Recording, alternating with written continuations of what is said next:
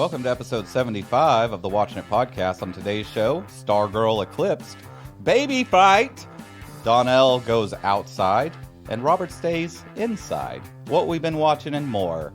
I'm your host, Robert, and with me is Donnell. How you doing today, Donnell? I'm doing good, Robert. I'm doing good. We were close. We were so close to making this episode. No hiccups. I was like, we're going to do it. We're going to do it. Look, you know what? I didn't feel, I read it right the first time, but I didn't feel 100% about it. Energy at the right pot. I mean, Yep. I got you. You know, it was a cold read. It was a cold read. Man, spent this week, my dog cut off his balls last week, and spent this week drugging my dog up. That's been my week. He's just been in a state of just, it's weird because it's sedatives, not anything to put him out. So he just gets in this weird kind of like chill mode where I almost wonder, like, is he high right now? Because he's definitely high. He'll just walk up and just put his head on my knee and just kind of look at me. And I'm just like, yeah, I'm pretty sure my dog's high. But we're almost Cat's probably like, keep this going. Yeah. No, the cat's definitely like, this dog's not too bad in this state. But we're down to his last two. So I got another bat for this evening, and then tomorrow morning, and then that's the end of it. And then he's right back. When did his collar cone thing come off? It's been off for a little bit. Because okay. I was having him wear it all the time, and then kind of only when I wasn't able to watch him and when we were sleeping. And then after a bit, I was just like, they've healed enough. So his scar. So he's had it off for a little bit. So Donnell, you went into the real world. I went. You went amongst the people. I went out, Robert. Tell us about it. I went out. I went and saw a little bit of stand up last night. Where at? Down at the Paramount in Seattle. Okay. Yeah. That's a big venue. It's a nice size venue. That's like the important people venue. We had some crappy seats because we ordered them or got them too late.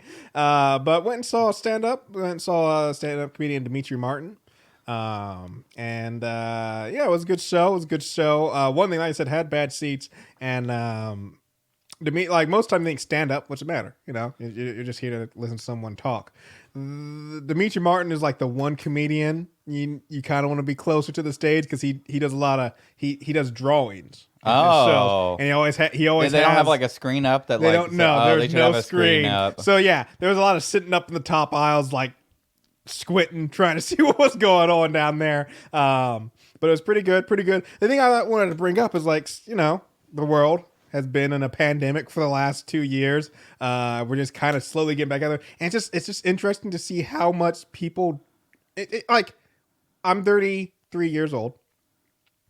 I've spent 31 years of my life in not a pandemic. So I've had more time in normal life living than less. And I feel like the majority of people, especially going like to a comedy show, are in the same boat as me.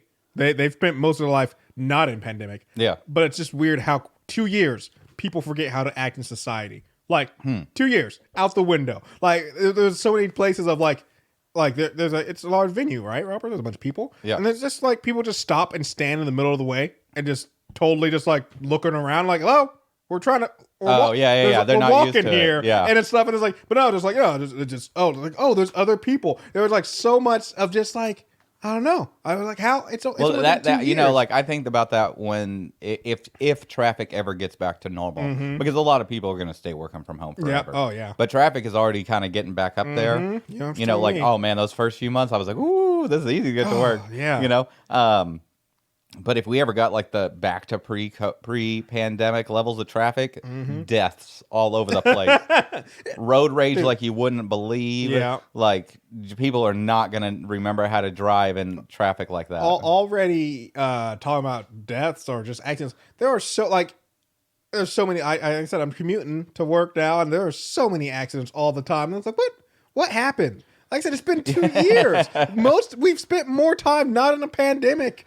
But it's different for me and you because we've been going to work almost this whole time. Yeah. We've been driving. Yeah, I know. There are a lot of people that, you know, may not have driven more than once, you know, to go to the grocery store, you know, the local grocery store. Definitely not highway driving a lot. Spent a lot of time before the pandemic driving. But yeah, anyways, like I said, went to see a show.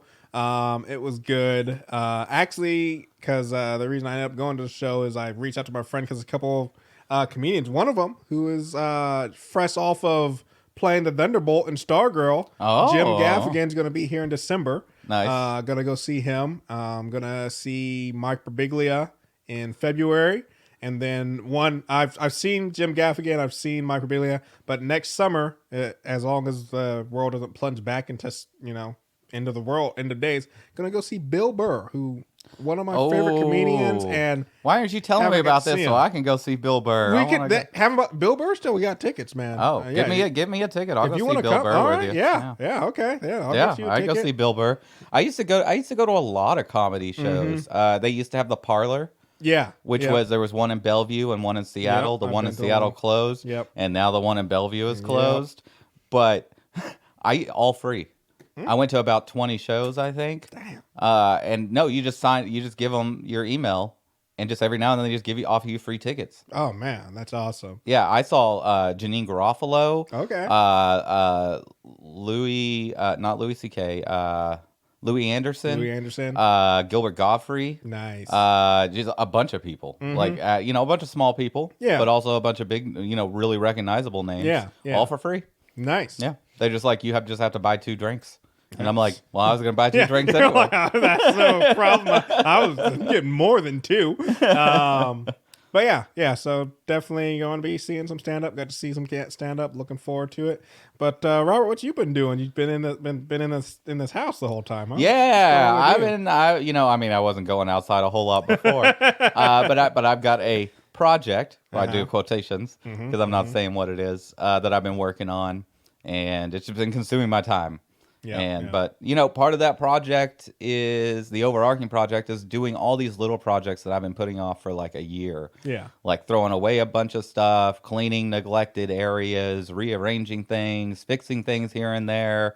And boy, it's getting, there are all these, 100 things been nagging on me for a year or 2 or 5, just that I should be doing, but I'm like, I'll deal with that later. Yeah. But now that I'm just clearing that list, it just like, I'm not walking around my place just being like, oh, I should really fix that drawer. Yeah. Yeah. Which is awesome. But I did watch a few things. Okay. All right. I watched the season finale of Titans. Okay. Just fantastic season. All right. Just great. And I'm looking forward to the next season. Yeah, just a good solid season. Nice. They did they had the Scarecrow. Yeah. Was kind of the main villain. They did him fantastically. Nice. Just great. Lots of interesting stuff going on with Batman. And just the whole team dynamics and everything changing. And bringing Raven into it. They're fucking nailing Raven. Wait, Raven's been in it since the beginning, hasn't she? Yeah, but she was kind of like not in it. She wasn't like full powered up Raven. Yeah. Like she can teleport now and do all that crazy One stuff. thing I found weird about Titans is the age discrepancy, because Raven is significantly younger than the rest of them. Yeah. And that was one thing. Well, not Beast Boy. Well, yeah, that's the other thing. It's like Raven and Beast Boy are younger, but in all the other incarnations of the Teen Titans, honestly, a lot of times Raven is older than most of them. Like, she's the oldest in the group, not by much, but still, she's the oldest in the group. And then they're usually all around the same age. So I thought that was just weird. That was like Raven was like a little girl, well, not a little girl, but like whatever. And then like Robin is clearly. Is clearly, and then also the other thing that's kind of interesting is also the Teen Titans being, basically after Robin leaves Batman. Yeah, because in all other incarnations, Batman is the one who sets up the Teen Titans. And stuff. I mean, so this is like the second iteration. There was a Titans before. Okay, that's it. And this is like the second group. Okay, so there was like Hawk and Dove and all this and Robin. And Starfire wasn't in it, but the Wonder Girl, and stuff. And then they break up. Donna Troy, and this is them reforming the team, with some of the old members and bringing in new members. All right, and I don't know, it's really good. It is different. It is really different from what you're used to, but it's growing its beard. Okay, so I watched a delightful movie, a horrific movie. You don't usually hear delightful and horrific in the same I'm wondering thing. where this is going. Finch. That is on my list. I was actually probably going to watch that this evening, actually. Yeah, that's the new Tom Hanks joint. So before we even dive into it, the fact that and I mean, like I said, I guess if the money's there, the money's there, so you're gonna do it. But because like, yeah, there's Tom Hanks is in that movie for Finch. Wait, let me stop you real quick. For anybody who's listening to this, Finch just came out. Yeah. I am not going to tell you any major spoilers. Yeah. So if you want to, you don't have to worry about stopping. Because a friend of mine was like, say they were listening to the podcast and we started talking about Dune. And he's like, I got to stop. Yeah. But it's just amazing to me the quality of movies and the actors who are in these movies too, like Tom Hanks. I'm trying to think of this other Netflix movie that just came out that has the black dude, the Morgan Freeman in it. Has Morgan Freeman, and then stuff like these are big name actors. These are huge names. And a few years ago, having Netflix was doing movies. It didn't have any huge when Netflix got Will Smith to do Bright, that was a like what the hell that was moment. A big deal, yeah. And like now it's just like, yeah, I mean, like I said, I guess the money's there. But yeah, it fits. I think it's Apple.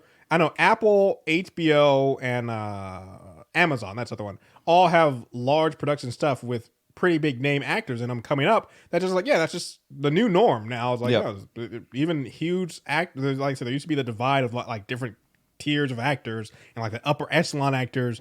You're not going to see them in a streaming movie or just a TV show. But now it's like, nope, now they are. It's just. Well, I think that's because we're not really because that's the only one making stuff right now. Yeah, true. I mean, they are making movies, but not at like the rate that they were. Exactly. And no one's going to the movies. Everybody's watching streaming, and they're just getting on board. Hey, man, and a paycheck's a paycheck. Exactly. Just the landscape is. But anyway, sorry. So for those that don't know, Finch is a movie about Tom Hanks in the apocalypse with a robot and a dog.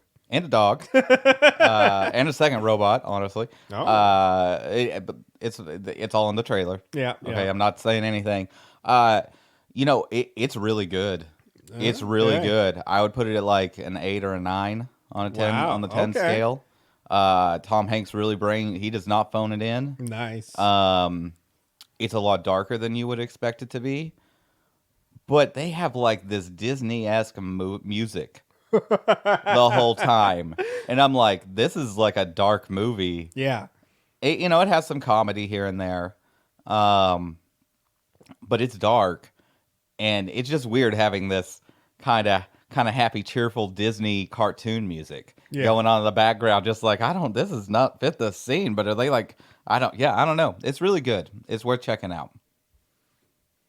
All right, let's talk about Doom Patrol. Patrol. Episode 9. Yep. Evil Patrol. This was a Doom Patrol episode right here. The last 2 episodes have been Doom, and it just makes me that much more excited for whatever the hell we're going to get next week. But before we dive into the Doom Patrol episode, so I watched it on HBO Max. Yep. And what they have, and it's interesting, the second time I watched it, they didn't automatically play these, but maybe it's something like those, like tally or counter. But one thing they do if you're watching it on HBO Max, that's one of the places it comes out on. When the episode ends, it will go into their behind the scenes, which I don't watch, content. And I feel like maybe I should be. This is the first week I ever really watched it. Most of the time, as soon as the credits start rolling, I just stop. But I can't even remember why. They let the credits roll, and when it does behind the scenes the next time on. Well, behind the scenes plays, and in it, they're interviewing the producer, director, the cast. Rita gets in there, says her thing, or the actress who plays Rita. And then Cyborg comes on. And this is jarring because we're going to play the clip from it of his interview. Does he not sound like he sounds on the show? Is this what we're going for? Yes. And just and so the one we're doing is I have not heard this. The one we're going to be listening to is actually from episode 8, which isn't it is still pronounced, especially as we get later into the clip. It's only 25 seconds, so it won't be that long. But at the beginning, you may not catch it. But in the episode 9 one, which I couldn't get because it's not up on YouTube yet, from the get-go, you're like, what the hell's going on? Okay. But so go. Let me hear it. This is like whenever I'm imagining he's going to be like super English or something. Yeah. Let's see. Why? Because then no one will be able to hide who they really are. In Subconscious Patrol, Vic is almost like the ghost of Christmas past. Wow. He's watching in on his younger self. Can I have Mary on the toy aisle? Take your hands off of my son. In light of everything that's been going on in the world, with a lot of the police brutality that's been taking Oh, place. you was just such don't a great expect it. opportunity to feed that into our show. We don't get to make mistakes. Wow. Like, So like he, like you just said, like he he's is not just super British. English. Yeah. He's like hood British. Yeah. Like Yeah. And the thing that is crazy is you hear Vic talk and do, like, I always am amazed by that, by actors. Is like, I know acting is about being someone else, but Lucy, it's, you're portraying somebody else. So I think of like mannerisms or way you portray your body. But Lucy, it's like your voice is like, I've never known how you learn other accents and do them well. But like, voice coaches. yeah. But like, like I said, I had no idea until the first time I saw this. I never knew he was British. Yeah. Never knew he was British at all. And then, like I said, I'm watching this thing, and it was just so jarring when I was watching. Because, like I said, I'm just watching it as they're talking about the episode, and they're talking about the baby fight, and everybody's saying their thing. And all of a sudden, here comes the guy. I think his name was Xavier or something. But yeah, all of a sudden he comes on, and it's just like, there it is. I'm like, whoa! I was just like, Well, that's like Tom Holland. yeah, And or the lead actor. I don't know if he still is of The Walking Dead. oh yeah, Like, that's- that guy, yeah. Like I feel like they're good at it. Like English. Like I'm sorry, the Americans. Yeah. are bad at doing English accents. Yeah. English people nail it. They get the American They accent. come in here Perfect. and just hit it. On And the- they can, and then you got to act with that. Your Yeah. non-natural exactly accent. like Oh. that's part of the thing. Like it's a craft that I wonder how many outtakes there are where he just goes straight into. Oh man, yeah. Just like every time they say cut, and he's just right back to being himself. Like, oh man, yeah. That's funny. But yeah, when I saw that, I was like, I gotta let Robert experience this because I thought maybe he was gonna be like something else, like maybe like Super Hick or something. That would be like just like bust out with that deep Southern accent, like maybe like some Creole, like. yeah. Head on down south. All right.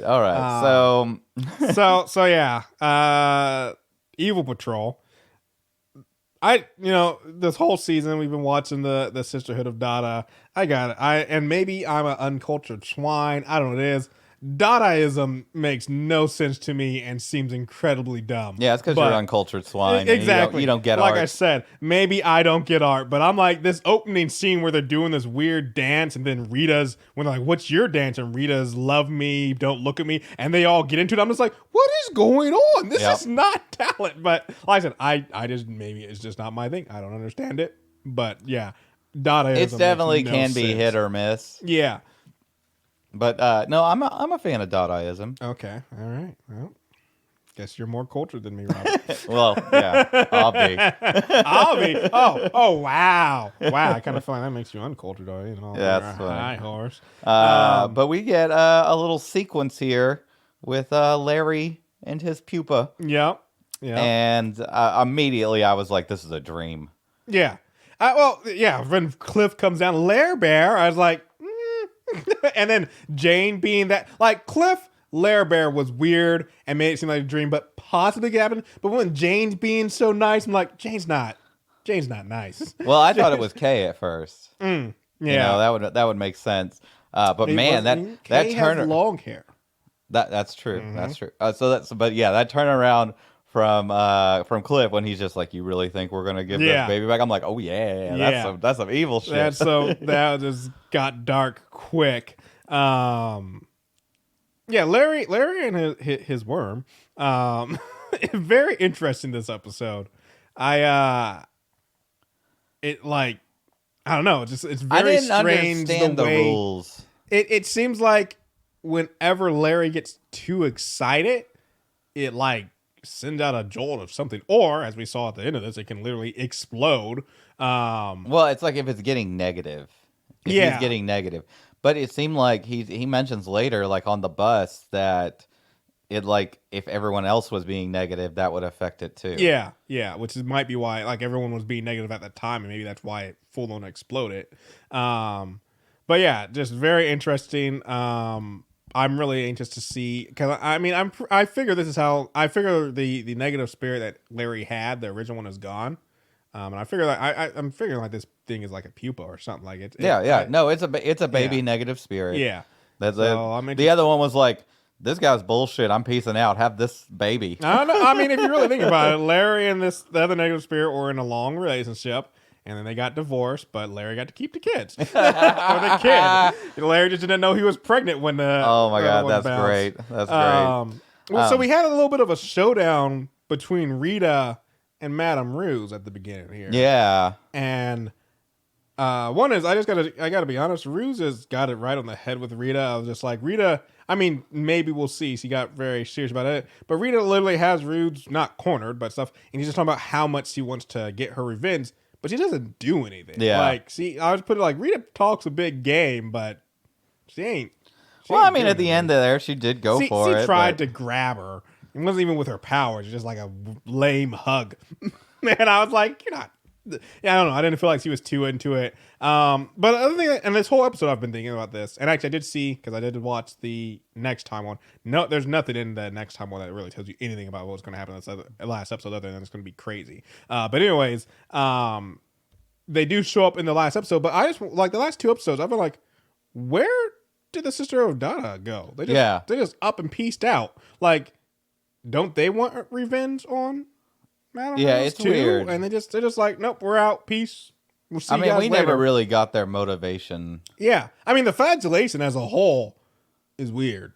Well, Like, yeah, but that's Dadaism. No, It's but I supposed to be mean, weird. but like, what's the end game? Like, even now we're seeing, so everyone in the world had to deal with their subconscious or whatever, and then it's like, and then what? Like, I guess, like, that's my thing. Is like, I would like to see something happen on TV where it's just like Israel and Palestine made amends today. Well, You know, well, it's interesting. I wrote it down for later on in the episode, but when Vic is talking, because that thing is, Silas Stone does confirm for us that the flagellation happened to everyone. yeah. So we get Silas Stone talking to Vic. Yeah. After his surgery, and we find out that Vic is mechanical on the inside. It's not like everything's gone. But which is just odd to me. Like, you would think that he would still no arm cannon. Or and no grid. He's not jacked into the grid system. not being there is weird. Like, I get arm cannon because like you'd have to destroy all your flesh to like have it come out. Sure, but like grid being gone is weird. But yeah, Silas mentions that he went through the flagellation, but he doesn't want to talk about it. I'm like, what did he see? well, What that's happened? my thing is like I would love, since we know it's happening in the whole world, I would love like a spin-off or something, not a whole thing, it's a little short or something, of like, what's going on in the world? Yeah. Like, if everybody Are in the planes world crashing or had to like... deal with their darkest shit, and then you just wake up and you're just back, it's like, one is planes crashing. Like, even actually Vic's surgery being done makes no sense. Because, like, he warps back to the table at the end of the flagellation. So Did the doctor sub do the surgery? yeah, like, who did the surgery? Or if you're saying that surgery, like, all I know is if I was a doctor and I'm about to do surgery on somebody, and then out of nowhere I have an out-of-body experience where I deal with my darkest shit that I've ever dealt with in my life, my worst I'm memory. taking the day. Exactly. When I come back, I'm like, hey, sorry, we're going to have to reschedule this. Like, the fact that surgery got done is quite, I guess those doctors are more professional than me, because I'm just like, I feel like you come out the other side of the flagellation, you're just like, whoop, everybody gets a day off, vacations all around. I need to go talk to my dad about some shit or whatever. Like, I don't know. But the big revelation here is that the reason Silas Stone chose to make Vic cyborg is racism. I mean, yeah, basically. And the thing I think is interesting about that is he said, like, he wanted, what did he put it in there? He wanted Cyborg to be able to walk freely among people and stuff. And I'm like, yeah, but I mean, by making him cyborg, and we even see this throughout the series, like, you did the opposite of that. Yeah, like, let's make him stand out even more. Like, he couldn't get a normal date, when he was using the dating app before. When we seen the episode where he goes hiking, people are like stopping to take photos. Like you made him not to sound mean, but you made him a freak show. Yeah. Where everybody like looks at him as either the hero or like, oh, like those girls who were like, oh my God, it's a cyborg, but they wanted to date him because like it'd be a thing to fetish thing, to talk to people about. And so I'm just like, yeah, that's like making them like, I don't know what the proper thing is just to make your son whole again, but still, I don't know what the proper thing is for Silas's goal is of making it where people couldn't, where he'd be free as he says, but turn him into a cyborg was not it. Yeah. One thing I do have Oh, to and point then he out, wants him to be free, but he like has remote controls over grid him. lot in him, these spinal. Yeah, it made no sense. But the other thing also is he's talking about the time his son was in the hospital. And he talks about it, and then he talks about the time that he missed, and it's the football game. And I just like, we've all had sprain. Who goes to the hospital for a sprained ankle? Yeah. Like I've sprained my ankle. Well, I don't know if you're a football star. That's the only thing I did think is maybe if you're a football star, but I still thought that was a little much. You sprain your ankle, and next thing you know, you're at the hospital. I'm like, And that could be a pretty big sprain. I guess. Yeah, I don't know if I'm like a running back or a quarterback. If I play any role in football, and I sprain my ankle, I'm like, I'm gonna go see somebody, make sure there's not. I don't want to walk around on this for a few days and find out that it's something worse. I guess it depends on what town and stuff. Because that's the thing is, this is high school Cyborg, because that's when he last played football. Yeah. Before, so my thing's like, this is a high, like, yeah, college or above, I could see it like that's. Yeah, but wasn't he like a big player? He was a star for his team, but I still feel like this is high school. You got to think about that. Yeah. If you're in football and you're like the quarterback in high school, you're thinking long term. Yeah, you know. I guess you're up there. But yeah, so the thing I'm kind of wondering about, like, and I actually kind of wrote this down for both Cyborg and K, but it's like, so for Cyborg, like, he just had this huge revelation with his father. He's talking about, how he didn't set him free, and how Cyborg, he wants a chance to live as the man he was supposed to be. And my whole thing is like, so is this, like, this show is almost set up like, is Cyborg gone for good? Like, yeah, I don't. But well, yeah, I feel like if he ends up back Cyborg, it's almost like he lost at his argument with his father. But on the other side of things, the thing I wrote down is like, no one wants a show about Batman being, or about Bruce Wayne being Bruce Wayne. Like, no one's checking out the Bruce Wayne comic. And it's same with like, if Cyborg's not, like, not that I get, like, it sucks. I hate to say it. Your heroes need some tragedy, man. Yeah. And like I said, if they made Bruce Wayne in the comic, no one's reading that. And the same with like, if Cyborg stays just Vic Stone, I don't know. I'm not that interested. I hate to say it, Donnell, but are we really losing anything? I know. Because but at least we could get some decent fight scenes. At least that's all I'm saying. Get some decent fight scenes with them. Story is the weakest in these seasons. Is not great. Yeah, no, it definitely is. But I thought he was Vic was a little bit of a dick in replying back to his dad.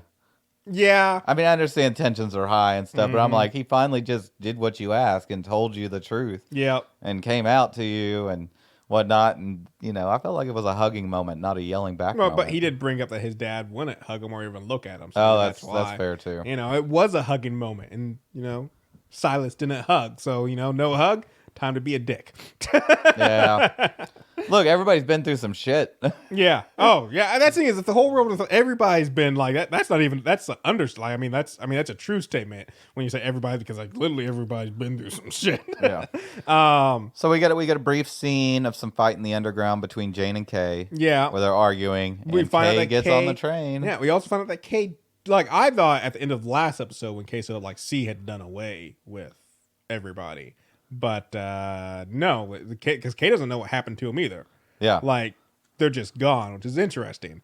But they're still there. That. Yeah. So like jumping ahead, you can hear their screams exactly if you're really listening. And there's like some long hallway where they're all trapped or something. Well, so I mean, I guess we're here. We're here, anyways. And so yeah, with that scene, my thing is this is the last thing I remember. I mean, the last thing we saw of the other personas was in the last episode when Jane and Kay, or when Kay's already gone, and when Jane leaves with the rest of Doom Patrol, they're just like, we're just going to let Jane go again. And the Doctor character, who's obviously the leader and also seems the most evil, says, no, not anymore. Not this time. And so I'm wondering, like, did C do so? Like, I'm wondering, like, is there like, did all the personas like merge into some weird monster thing that has multiple powers, whatever? Like, we see all those red eyes appear in the darkness.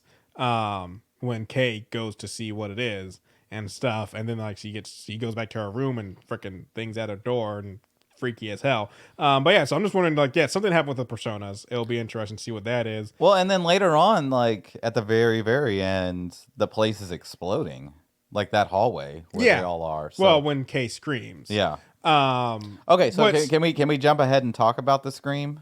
Or do we want to let's talk about it now. Okay, for just a second. is that Kay's power That's what I or was is that wondering. Jane's power? I don't think it's Jane's power. I think if well, what that I so in the that's what I wrote comics, down. Jane's power is supposed to be healing. Yeah. She can heal other people. Because that's like one thing I wrote down is why do Jane and Kay not have powers? Because it's like it's not the like we as you've pointed out, the personas themselves didn't have powers either. It wasn't until Niles experimented or they experimented on her, and that made him have powers. And so my thought is like, can we shouldn't talk about that everybody too? have gotten powers? Like Because there's the episode where they find out that Niles is dying, and Cliff is being Cliff and being like, "Are you going to be the brain of the body? Or are you going to be the bendy girl? Or are you going to be the Bandus man?" Yeah. And then he talks about, "Or are you going to be the person with 64 personalities?" I'm like, but she had a bunch of personalities before that. I feel like Jane was a successful thing. Yeah. Yeah. Like her having multiple personality had nothing to do with the experiments. We do have to have a question of he had multiple personalities before that, but how many? Maybe the experiment we don't know did that. make more. I mean, the only one we knew is and originally was what's her face? The dead Miranda. Miranda showed up and stuff. So maybe like it did splinter her more, and maybe that's something that happens to everybody. But yeah, I do feel like Jane is the most, like I said, is the most successful out of all of them. Still doesn't explain why Jane doesn't die, but whatever. Well, I guess maybe you could say maybe Jane is constantly healing herself. And that's why she doesn't die. 'Cause Maybe. that's the only reason we die is our cells don't regenerate properly every time they get damaged. But yeah, I was gonna say the one thing was when Jane gets on the train, or not when Kay gets on the train, and then Jay, like literally the first thing Kay says is like they're gone and I'm glad or whatever, and then Kay gets on the after they argue a little bit, Kay gets on the train, and then Jane to try and entice her to stay is like, aren't you wondering what the other personas are doing? Maybe you could stay here and we can find them. I was like, she literally just said she doesn't care. Yeah. Like I was like, read the room, Jane. I was like, she doesn't care about the other persona. she's off to live her new happy life. I would start being like, do I have their powers? Yeah, I know. So I think I've asked this before, but where the hell is Doom Manor located? Because it seems like you can get from Florida to there easily. Yeah. Cliff apparently walked back to Doom Manor, and then like I know she was a bird, but Madame Ruse turns into a bird and flies down to Florida in the same episode. Like, I don't know. I was thinking I got to look it up again, but I thought it was like in like Kansas or something. Oh, Covington, Ohio. How does Cliff walk back from Florida? What? From Ohio? Yeah, I mean, he's a robot. It'd take him a couple of days. but it's not. It hasn't been a couple of days. That's what I'm saying. In this episode, he arrives back at the manor, and everybody's still basically recovering from the flagellation and stuff. That's what I'm gotcha. saying. And then, like I said, Madame Ruse, I know she's a bird, but still, even like a bird doesn't fly as fast as a plane. It takes, but she makes it all the way down to freaking Florida from Ohio. Like, I'm just like, and they've done this before. But Cliff has been back and forth from Florida plenty of times and stuff. I'm just like, unless Doom Manor is right next to Florida, which is not, because Ohio's nowhere. I mean, not nowhere, but it's not near Florida. So I'm just like, they're playing fast and loose with the Let me distance. see. I bet it's like 12 hours. Okay, Let's see. Yeah, how long? So it says from Florida to Ohio. This is the middle of Florida to the middle of Ohio. 15 hours. 15 hours. Switch that to walking. Well, he could have drove. He could have gotten a ride. Could have taken the bus. You don't know. You don't know his life, Who's Donnell. picking up Robot Man on the side of the road? Who's not picking up? Anyways, so Cliff and Vic, I guess we call him since he's not technically cyborg anymore, arrive back home. Vic is I feel like Cliff is always a jerk. That's part of his thing, but I feel like he's just a little bit more of a jerk to Vic than he needs to be right Yeah. here. Like he's just over the top antagonistic towards him, and I'm just like, what is he? What I mean, I kind of figured it out later on is.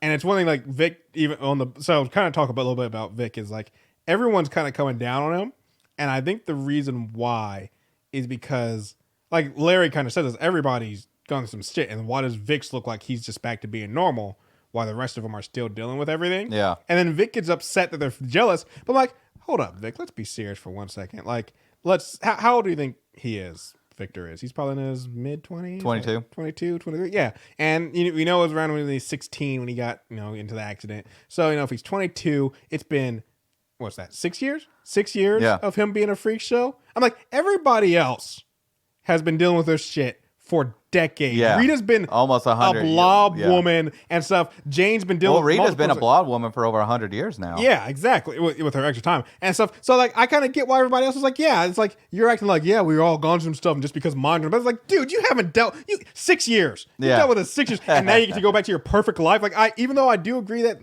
they shouldn't be jealous on the other side of the coin, like, but you got to look at the people around you, Vic. All these people have been through so much. And also, I guess Victor's transformation to cyborg wasn't voluntarily either, but like Niles orchestrated them to have terrible life and death events, sometimes losing their families and that sort of stuff to achieve this. Where Vic, yes, it was, but it was of his own doing. His action was of his own doing. So it's like, if you look at everything, it's like, yeah, I'd be a little pissed at Vic too, being all like, yeah, man, look, why can't you be happy? Why can't we be happy for you? Because you got to be normal after 6 years, and we're freaking still a freak show. Like, I kind of get their mindset, but I did originally, I'm like, why is Cliff being such a dick to Vic? So we get Madame Rouge going to find the Brotherhood. Before we go to the Brotherhood, because I'm surprised you didn't check this out, we got Rita's little, like, get everybody together for planning meeting. I'm pretty sure that takes place after Madame Rouge goes to the Brotherhood. Where she's trying to talk her way in through the intercom. Okay, yeah, I guess that does. Yeah, because Madame Rouge goes, yeah, she's at the, okay, yep, you're right. Don't tell me the orders of scenes. I can tell you whatever. I have nothing to say about the scene. No. The only thing I put down is like, like I said, I guess in Doom Patrol world, just like as we'll talk about later, in Star Patrol world, heroes are just and villains are just a normal thing. Because the only thing I have is like, so a brain and a monkey move into your retirement facility. Everybody just cool with that? Money talks. Money talks. Oh, maybe this is like a super villain retirement home. Maybe that's all it is. There is a bunch of super villains talking about their heyday. Back in my day, I used to beat up Superman left and right. But yes, we get a fantastic Rita planning session where she's talking with Kay before the others arrive. And she's like, well, we're going to, and then she mentions that she doesn't have any powers. Yeah. Only personalities are gone. And I love that she just reaches down and marks off none with chainsaw. I was like, I love that was the thing that he had written down. Like, we've never seen none with chainsaw, but I'm just like, that's just so fantastic. I was wondering if you saw this. It was like crying out, none with chainsaw. Well, that means that personality has come to the surface at some point. Yeah, probably. They've known each other for decades. At some point, maybe none with chainsaw. When are we? I'm assuming the personas are going to come back. When are we going to get none with chainsaw? Yeah. But yeah, and then there's also listed as arm cannon. Yep. Robot strength. Yep. And she crosses off arm cannon when Vic comes in. Normal. And just like, yeah. So one thing that they bring up, and actually this is in the next scene, that because we kind of jump in between the Brotherhood of Evil and the Doom Patrol. But in the next scene with the Doom Patrol, we're talking about, like, she's like, I can do this. I'm perfectly fine to do this on my own. And then that's where Vic is like, then why are you trying to recruit us? And I'm like, yeah, see, like, you got a point. Like, if you truly believe, Rita, that you are capable and stuff, like, why are you trying to recruit everybody? Yeah, Rita is definitely a different person now. Yeah. Oh, like, I got some stuff about her. She is a little darker. Yep. And well, I got some stuff to talk about when we get to the near the ending scene there. But before, okay, so fucking Larry. I love Larry this whole episode. Yeah. we're running around wearing a Hawaiian shirt. Yeah, with his tuba. My favorite thing is that he's like, I'm trying to be more positive or better. And I'm just like, and so you put on a Hawaiian, like, that's your change. It's like, yep, wearing a Hawaiian shirt, so obviously things are going better. So Kay there wants to break off a little piece of Cyborg. I see. I wrote that down. I was like, "Is that what's going on? Is there some weird?" Oh yeah. She's like, I want to be on his team. You know. I was wondering. Vic's not a bad looking guy. I can see why. I give it to her. But yeah, I thought it was a weird moment. I feel very weird because I'm just like, one is Kay Kay, Jane, whatever, they're such a weird character because Jane, the primary, seems to be her right age, which also isn't, because Kay, Jane, whatever, they're at least, I forget how many decades, at least 70 years old or something around there. Yeah. And stuff. So, but still, the way they act, I guess, would say it would be around Jane's visual age of like, mid to late 20s or whatever, maybe 30 or whatever. But then Kay is a little girl, but not. And so I'm like, I just feel like if something happened between Victor and Kay, I'd be like, this is like, one is you're either dating somebody, 4 or 5 times older than you, or you're dating a little girl. It's not right any scenario, Robert. It's just like some weird, I don't even know what it is, but it's just not right any scenario. What in the previous episode where she asked for a beer, and he's like, well, you're a little girl in an adult body. Who's also actually an adult. So, all right. Just hand her a beer. But yeah, this is where, like I said, Jane or Kay has their little talk, and that's where I wrote down the whole thing about no one wants to show, because that's same with Kay. If there's no powers and no personas, like, no one here, like, I need, you gotta be, I hate to say, you gotta be messed up. I need you to be messed up for the show to say good. Like, no, I like her other thing that she has the last thing that she marks as weird alien slug. Yeah. like that's a power or something. I love how she's just so gung ho, and then everyone's just like, we can't help. Yeah, we're done. We lost all our powers. Except for Cliff does eventually say he will until Clara shows up, of course. Yep. But we get another scene with the Brain and Madame Ruse, and one is they're like, for someone was in an organization called the Brotherhood of Evil, like, the Brain has really gotten into retirement life. Like, he's like, Boca-Roos is so like has the gorilla. Yeah, the gorilla's in there mixing drink. I do love when he's making a drink, and it's like the first Madame Ruse is like, do you have a problem with me? And just turns on the blender, and then a little bit later when the Brain's trying to get a hold of him, he's like turns on the blender, he's like, what, pardon? He's like, yeah, can you help me? And just turns it back on. It's like, he is done with the villain lifestyle. Yeah. He's moved on.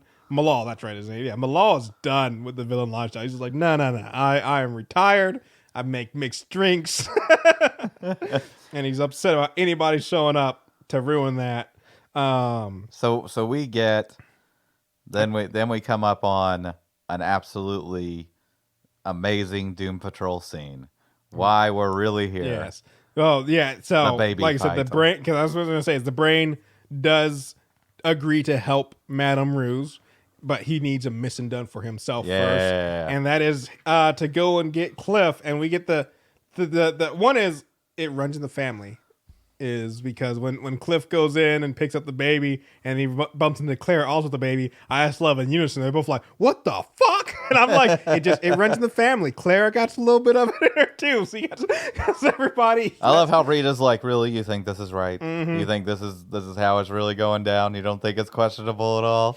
So before actually we get to the baby fight, I do have to ask, like, so the reason why Claire's there is because she realizes that her father was on some pretty messed up drugs and stuff. And once again, shout out to Mel, because I just feel like her wife, who, like Claire said, hey, she didn't even want to come, but Mel was the one who looked and saw what drugs, and was like, hey, you need to go back to your father. Like, Mel is a strong woman who also realized, like, you need your family in your life. Like, that's a good woman right there. So shout out to Mel. But anyways, honestly, if I was married to somebody and their dad was a weird robot freak who was doing a lot of weird stuff and stuff, when my wife finally kicked her out, I'd be like, oh, thank goodness that's over with. But Mel's stronger person than me. But anyways, you know what? Look, if my robot dad showed up and then I had the eternal flagellation, I'd be like, that's your fault.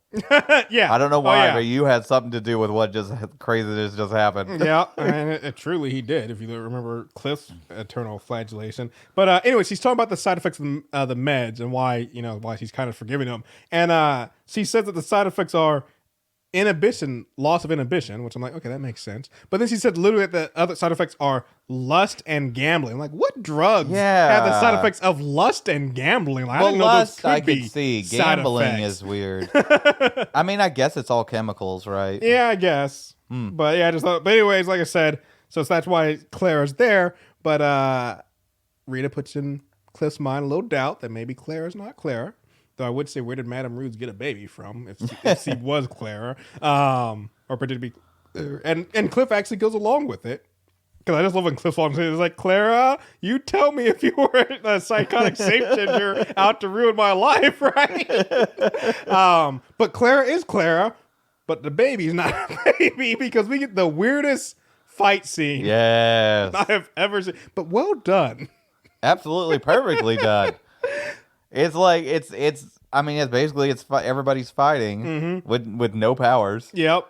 While a baby is turning into a full-size woman actively. And the baby is transition. a Yeah. ninja. I just like, this is such a bizarre scene, but it was so great. Madame Ruse, pretty good fighter. Yeah. All said and done. And then especially being, I mean, I wonder how long. I mean, she turned into that bird instantly. So I was like, Well, she got her power. She got her memories back, so she knows she's in full control of her powers. I know, but that's what I'm saying. Is it's kind of weird to me that she stays in baby form for so long. Is my thing, because like we saw at the beginning of the episode, she turns into a bird, like bam, and she's gone. So I'm like, what? Once the jig is up, why are you fighting in baby form? But she holds her own in baby form. Manages to beat Cliff, or manages to beat Vic and Rita in a fight, and then go and kidnap Cliff. Yep. Which, another thing you gotta say also about Clara, like she handles all this very well. Like I mean about everything. Yeah. Because like first her dad, who's been dead for decades, shows up as a brain in a metal body. Yeah. She handles that. See, like I said, she had something with the eternal flagellation.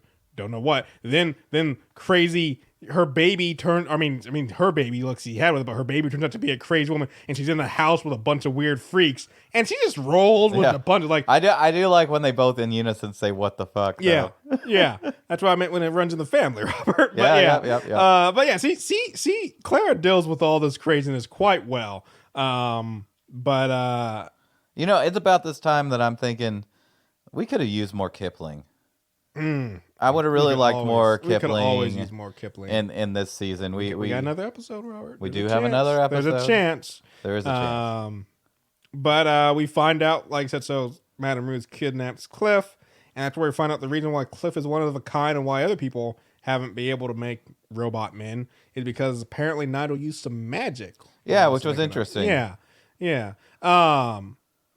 I mean, it does, because I'm about to say, it does, like, one thing the brain says, and you kind of do get this, like, Niles isn't like some top-level scientist or everything. Like, he's not like...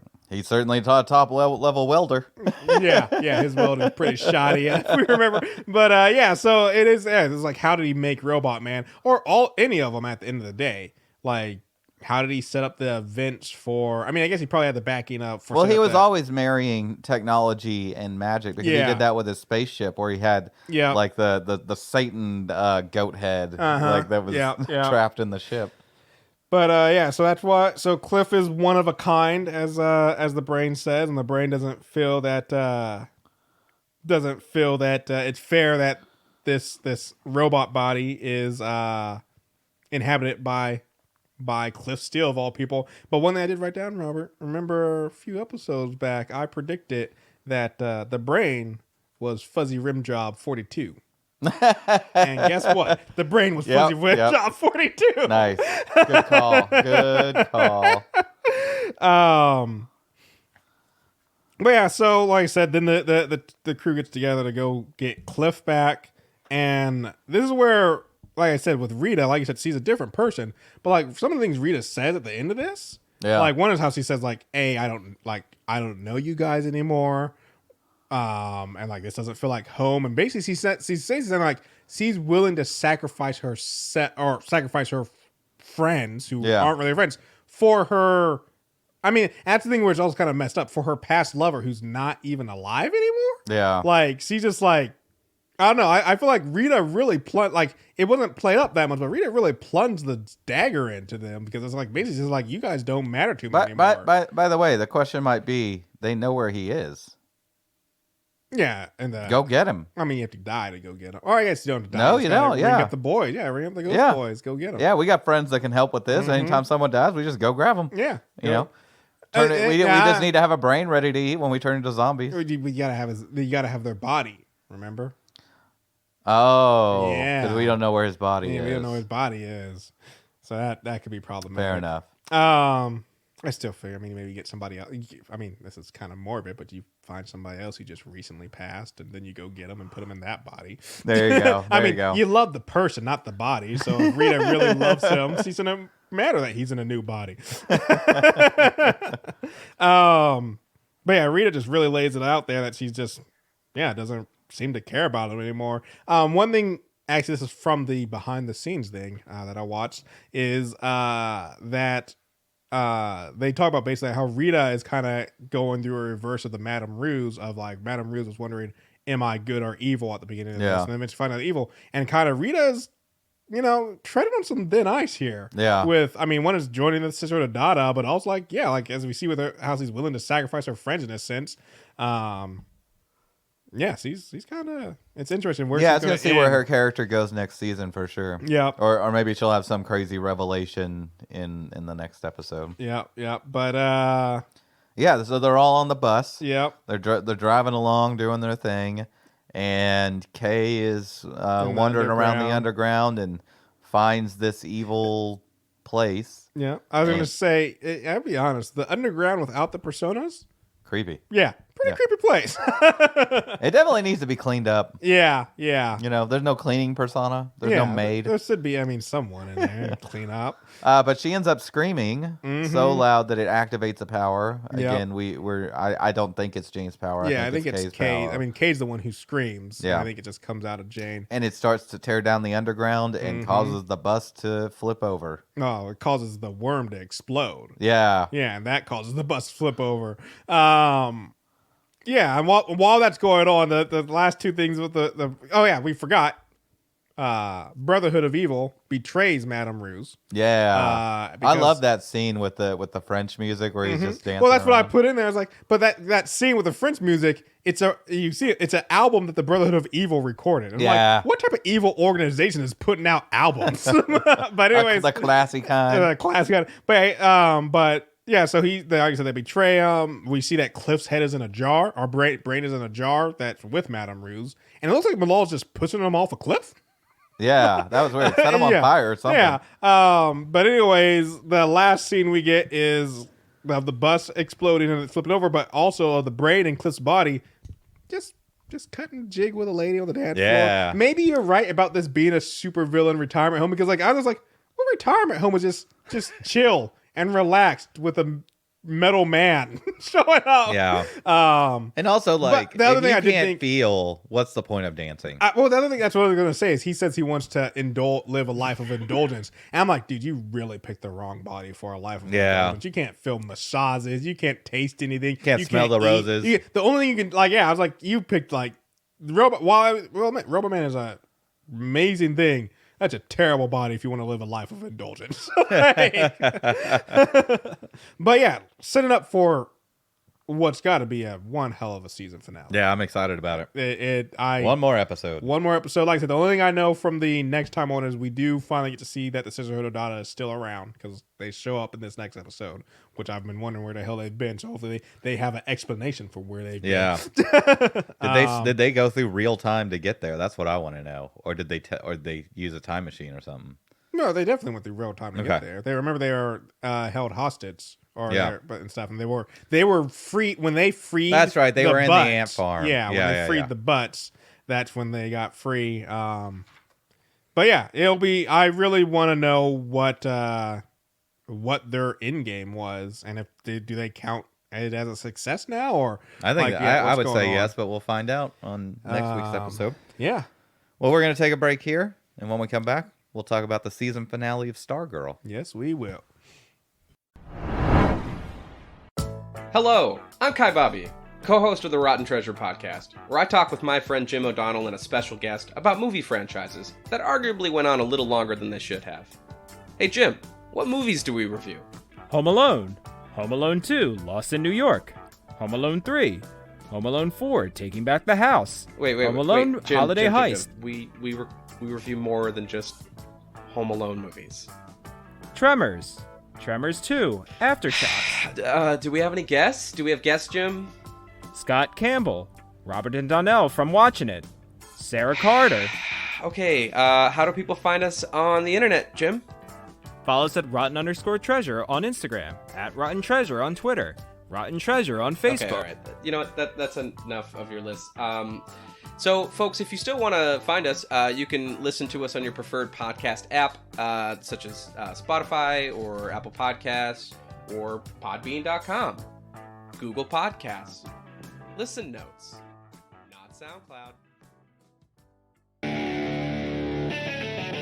Hello, everybody. This is Eric Donaldson, the host of the illustrious Hardmark Podcast, a comedy show where I introduce one professional wrestling match per episode to my co-host, who's never watched wrestling before. For pro wrestling enthusiasts, you can relive famous and infamous moments from the past through the lens of a non-fan. And for anyone unfamiliar with the surreal world of pro grappling, enjoy the window into the strange but lovable mind of my co-host Ryan as he unintentionally destroys my childhood while also debating proper face washing technique, fear of raccoons, getting hit by cars, and plenty of other ridiculous topics outside of wrestling. So check out the Hardmark Podcast on Spotify, Apple Podcasts, or wherever you find your favorite shows, and follow us on Instagram at Hardmark Podcast to keep up with news, clips, and shenanigans too. Thanks, everybody.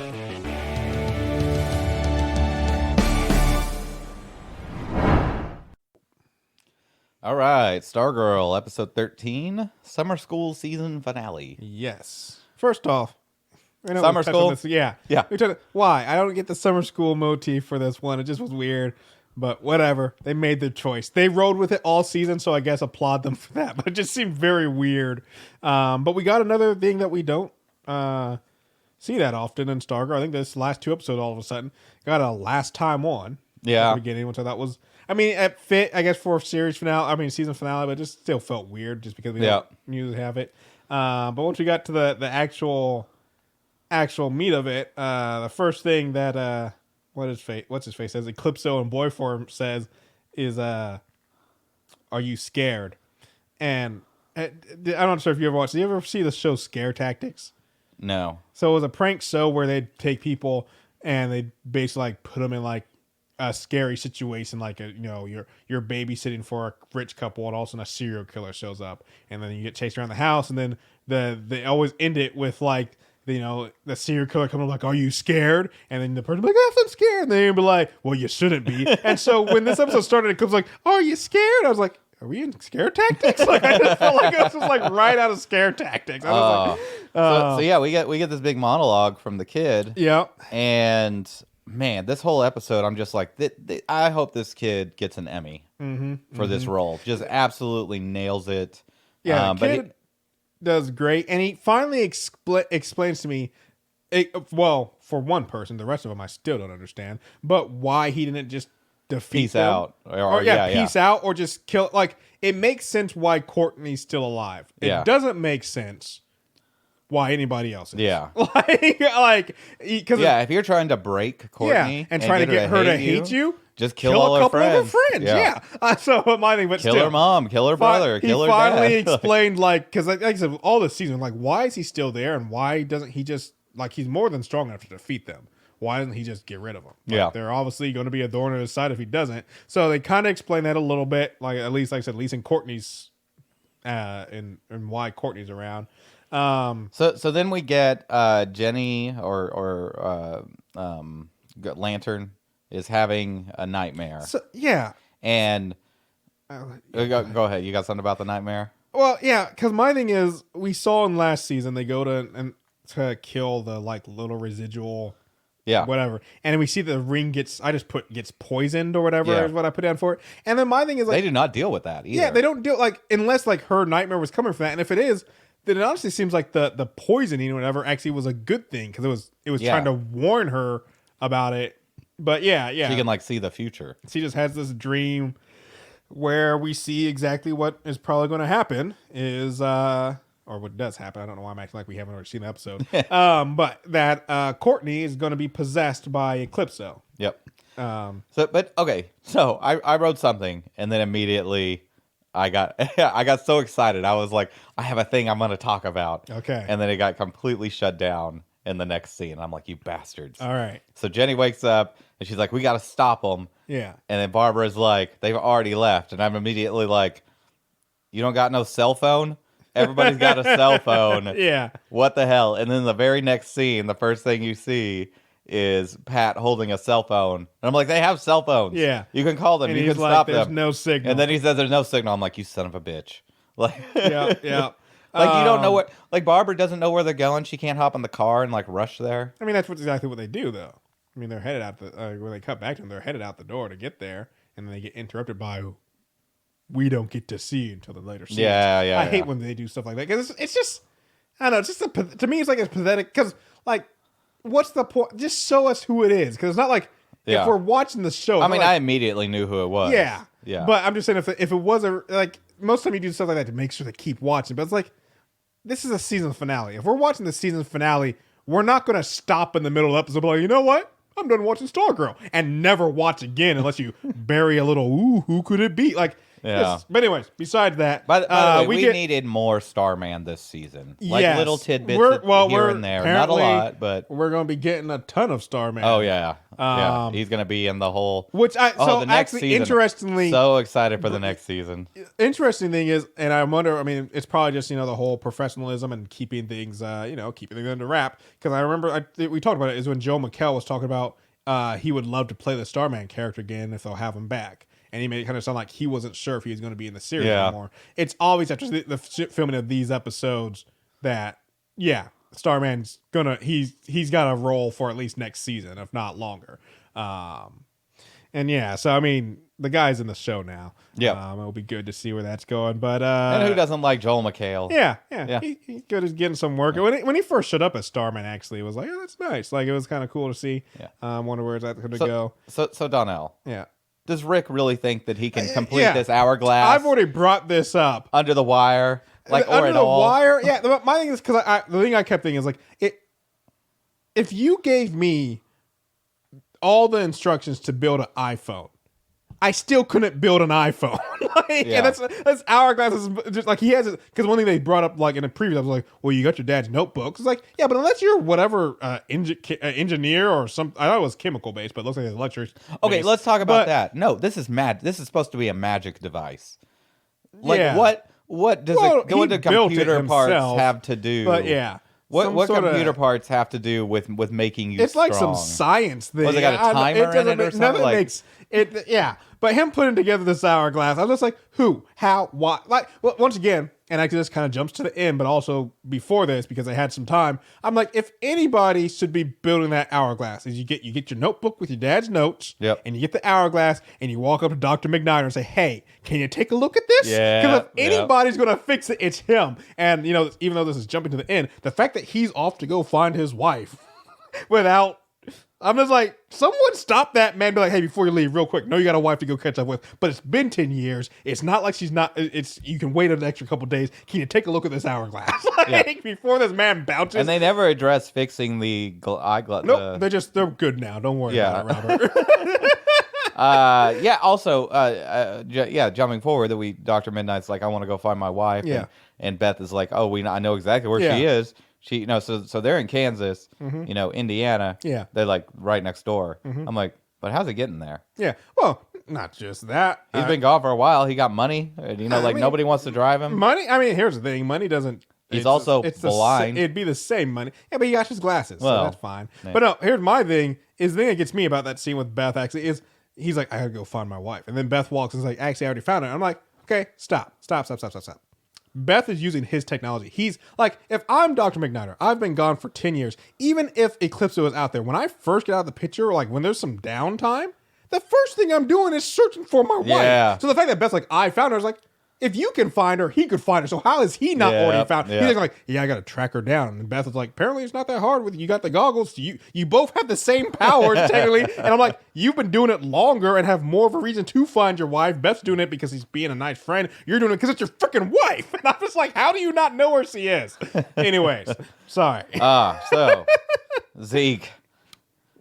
Zeke. Well, Zeke. I was gonna say one thing is I feel like actually both these characters, Jakeem and Zeke in this episode, I'm like, Jakeem only in this part, but also Zeke in the whole episode, are just being the voice of the audience. Yeah. Because when Jakeem's like, your dad built that, like, thank you. That's what we have been saying all this time is how did Pat Dugan build Stripe? But yes, and then Zeke.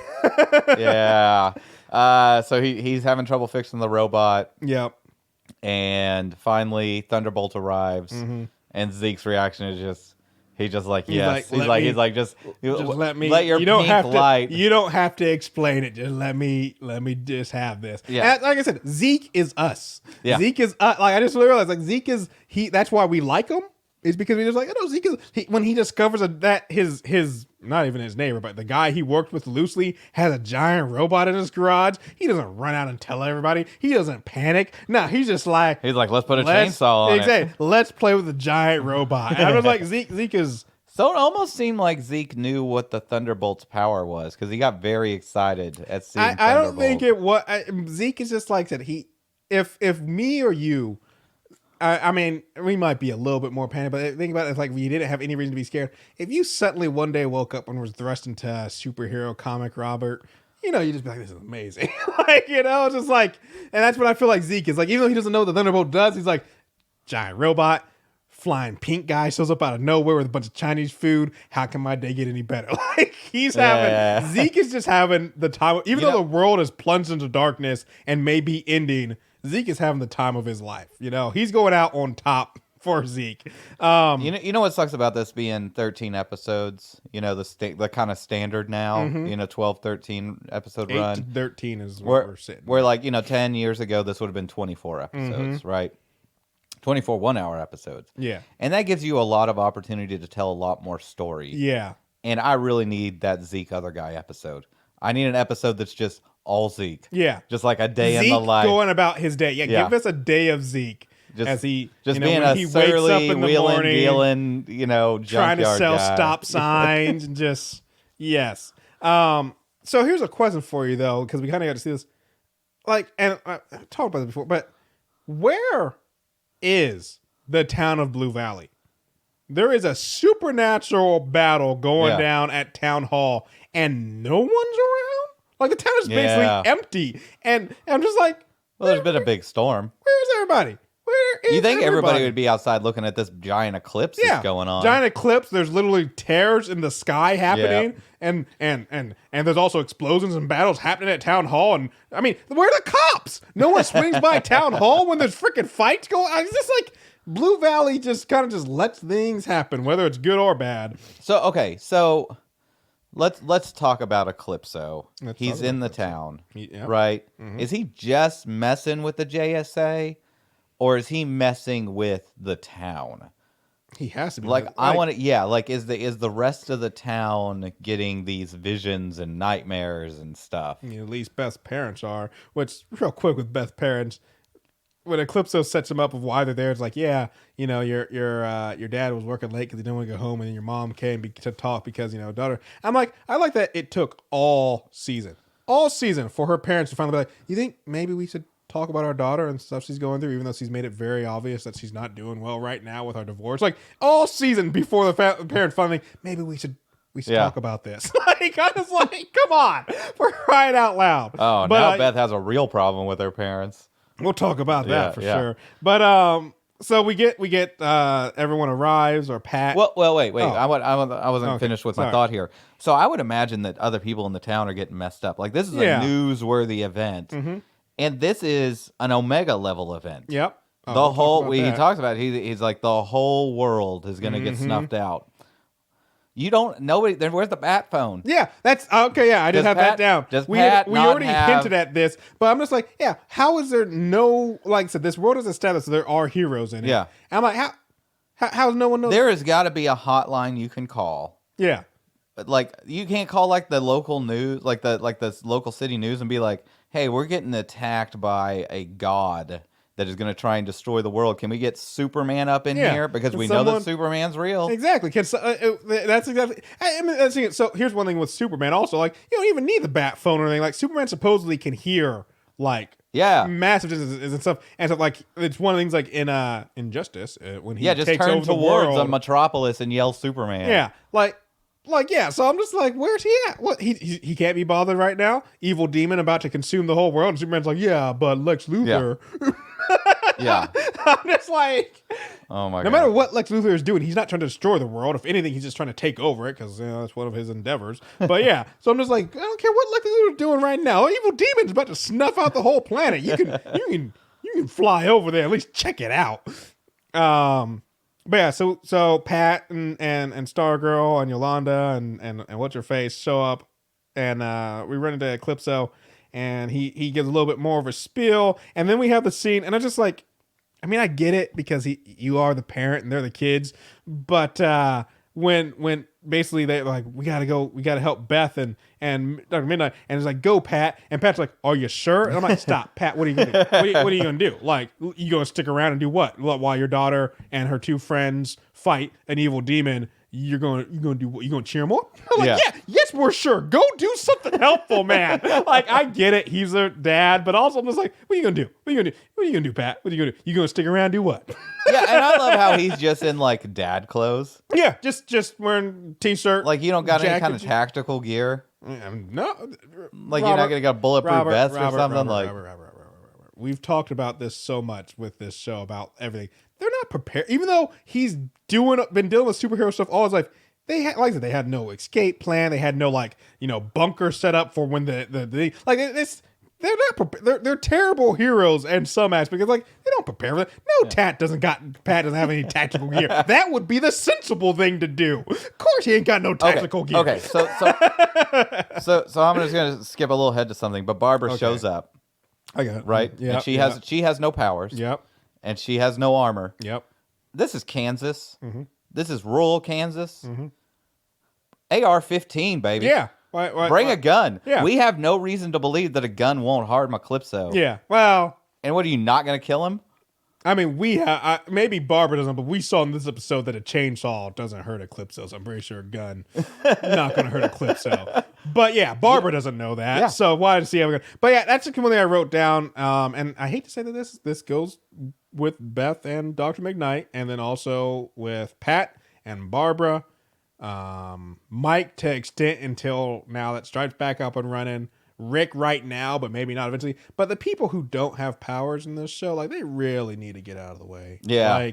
There's no reason for Barbara. Jade can fly. We know she can fly. So you could probably actually get there faster if she flew than if she drove in a car. Yeah. So there's no reason for Barbara to go to the big fight. There's no reason. I get that Pat's the dad. And he's also the ex-sidekick. I'm not even going to say hero. And barely even a sidekick at that end of the day. But still. But there's no reason for Pat to be there. Like I said multiple times with Beth, she needs to set herself up with some surveillance and an awesome at-home Batcave setup and do that job from home. Yep. All you're doing is making liabilities. If you ain't got no powers, stay home. Stay home. Just stay home. You're not going to help the circumstance. And we actually see, especially with Pat, guess what? You were a liability, Pat. So we get an awesome fight scene Yes. of Pat versus Pat. The old Wildcat versus the new Wildcat, Cindy versus a younger Cindy, which is kind of weird, but ends up being awesome ninja. Yeah. So what? There's a few things that I question about this scene. One is because Yolanda has Wildcat's armor, it just we saw in season 1 it resizes. He has the exact same suit. So why does the male Wildcat, why does he not have claws? Yeah. I know this is a weird thing, but it just stuck out to me because Yolanda purposely pulled out her claws. I'm like, wait a second, where's his claws? It's his suit. Those claws and he would wipe the floor with them. Yeah. Absolutely. I mean, there's a reason why there's weight classes in boxing. Yeah.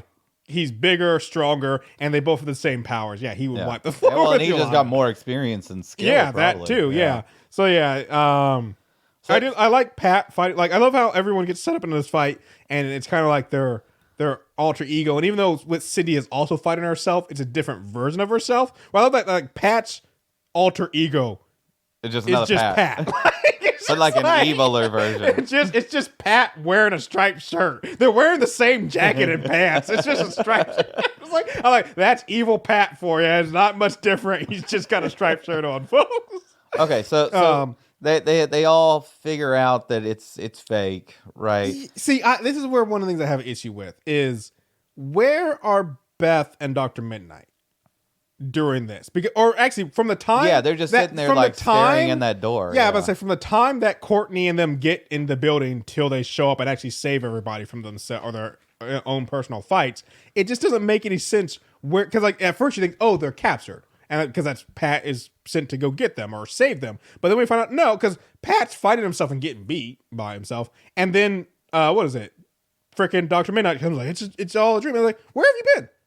You two are the only two, the only value you guys bring out in the field. I'm not trying to insult them once again, but the only value you guys have in the field is you can see through McKnife's, or through Eclipse's vision. So where the hell have you been? You know they're in the building. They're screaming and yelling at each other. What, you just waiting, biding some time? Yeah. Like, it was weird how they kind of just put them away. They just showed up when needed. But yeah. So towards the end of the fight scene, there is a part where the staff comes along, hits him in the side while his back is turned. Mm-hmm. I'm like, stab him him in the back. Mm-hmm. I'm assuming that staff is sharp. Yep. And you can see that he can take damage. Mm-hmm. Just stab him through, or even if it cannot pierce his skin, bury that shit as deep into his back as you can and blast as hard as you can and just take him out. Like, that could have ended everything. Yeah. But no, I'm going to hit him in the side of the ribs. Yep. Give him a little tap. Yeah, so they basically... And so, once again, like I said, I get with Courtney, once again, why he is sparing Courtney.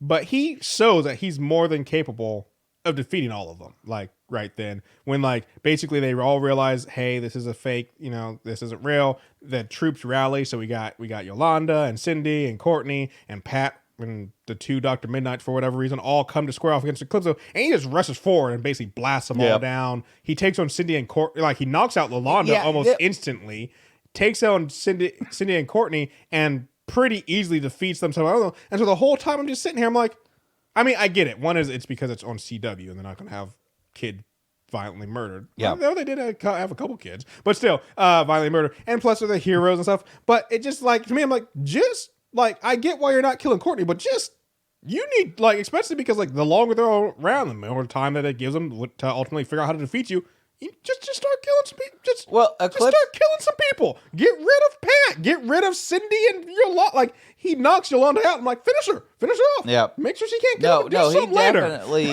he definitely suffers from that trope of, I've got this awesome power. Yeah. And I'm never going to use it. Yeah, because we see him throw everybody around. We know that he can like throw some rock at somebody and put them in some, put them in the Shadowlands. Then later on in the episode when he's fighting Grundy, he just unleashes this crazy death ray that just cuts him in half. I'm like, where was that the whole time? And just also remember that back when they first went to square off against the Shade, he smacked him down hard himself. And we know Eclipse was stronger than the Shade. So I'm like, okay, just get it done, man. But he doesn't. He just knocks some people out. So we got a quick moment of Eclipso going full Assassin's Creed. Oh yeah, where he climbs up. He just parkours up these walls like he's in Assassin's Creed, and then he perches. He perches on the top of a steeple. I'm like, oh my god. He's about to jump off and like swan dive into some haystack that just conveniently happens to be right next to the town hall. But yeah, before that, he threw Cindy and Courtney out after defeating everybody, and then we get the scene inside once again. As I always say, if you don't, like I just said, if you don't have powers, get out of the way. Where, Yolanda's knocked out and stuff, but Dr. Man's like, go, we'll take care of this. And I'm like, go where? Why are you sending Pat outside? Pat should stay inside and, like he's like, go. I'm like, no, don't go, stay. But Pat listens and goes outside. But this is what, then we get the return of Stripe. Yep. With Zeke improvements. Yep. Piloted by Mike. How? Yeah. Because Mike has never had any time in it because before Stripe was destroyed, Pat was very much about keeping him away from all the hero stuff. And then when he starts to bring him into the hero stuff, it's to repair Stripe. So Stripe has been broken the whole time that Pat has been on the JSA kind of sort of. So my thing is like, no, it's flying through the air. I mean, I will admit that they did install some very kid-friendly buttons in there for the chainsaw flamethrower. Did you like the chainsaw? A big yellow button with a chainsaw on it. Can't confuse that. Flamethrower is a big red button with a flame on it. So I'm like, it is nice that they made the controls very kid-friendly. So how long does summer school last? Usually 6 weeks, right? Yeah, it's usually like a month and a half. So it's been 6. So because it ends up being the next day after this is we find out that it's the last. She's got one more. Well, day we don't of summer know if school. it's the next day. Well, she says it's her last day. So, she says it's her last day of summer school, but we don't know how much time passes between the end of the Oh, battle fair and enough. that scene. And I have some ideas that I think some time has passed, but we'll. Yeah. So, but it's been 6 weeks. I'm like, Yeah. he had time to. I feel like he might have had some time to at least read the manual on piloting the robot. Yeah, I know. See, I can't believe he's still doing this paper route, by the way. My thing is this, not that. The fact that you just said read the manual, I'm like, if Pat built, like, here's the thing, especially if that robot is really built with by Pat, do you think Pat has a manual he did up? I don't think there's no manual for Stripes, Robert. I was just like, what manual? But yeah, he somehow flies it across town, is able to make it dap and shake its butt, which were two things I was like, oh yeah, this is on CW, that's right. Yeah. But then with Zeke's coaching, whips out the chainsaw, which did nothing. That chainsaw was way too big for that arm. Yeah, I felt. Whenever you see, and that's something that happens in so many different like shows and cartoons, of someone will have like a blade in their arm, and when it comes out, it's longer than the arm that it came out of, and it's like, how? Like, that's exactly what happened with that chainsaw. Because it's just like, where's that? Even actually, Wolverine's claws don't make sense to a full extent if you think about it. Yeah. Because he wouldn't be able to bend his wrist. No, my understanding of the Wolverine claws is they retract all the way into his arm. Oh. Like his whole forearm. I know, but if you think about because the claws have, unless they're at the very, like, I imagine that even when they're out, there's like got to be at least some like back here. So if you're thinking about how much is in his hand, like probably about this much, and then the blades are like this long. You've got like you're showing like 2 feet from the end of your thing. His claws are like a foot, maybe. Maybe. Okay, fine. I don't know. Most time when it comes to arm weapons, it's usually a little ludicrous because there's not enough space for that. I feel like Cindy Berman's little arm things are like those are size. And they're coming out of the wrist. That makes a lot of those work well. Hard to use in combat well, though. I mean, she does it all right, but like, yeah, when they're in your wrist, like your hand's just always in the way. Yeah. You gotta like constantly have your wrist back, and yeah. Anyways, that's neither here nor there. So yeah, and so Stripes actually gets. I mean, he's not beating Eclipse, but he does get Eclipse a little off kilter with his a couple of licks in. Flamethrower, and that's when we get Thunderbolt. And I just don't get why. Like the wisp was, I want you to electrocute that guy. Yeah, I'm like that could go wrong in so many ways. But also on the other side, like, why did he choose to we know he can shoot lightning.